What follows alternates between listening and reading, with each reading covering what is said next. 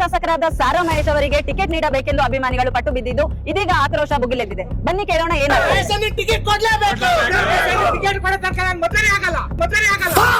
ಜನಪ್ರಿಯ ಶಾಸಕರಾದ ಮಹೇಶ್ ಅಣ್ಣಗೆ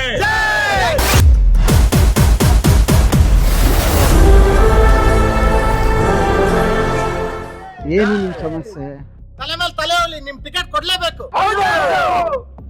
ಇನ್ನು 2 ವರ್ಷ ಚುನಾವಣೆ ಇದೆ, ನಂತರ ಹೈಕಮಾಂಡ್ ತೀರ್ಮಾನ ಮಾಡ್ತಾರೆ, ವೈಟ್ ಮಾಡಿ.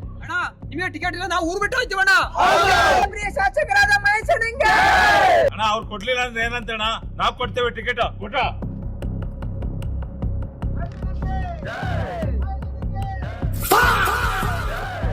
ಏನ್ರಪ್ಪ ಇದು, ಬಿ ಫಾರ್ಮ್ ಕೊಡ್ತೀನಿ ಅಂತೇಳಿ ಸಿನಿಮಾ ಟಿಕೆಟ್ ಕೊಟ್ಟಿದ್ದೀರಾ?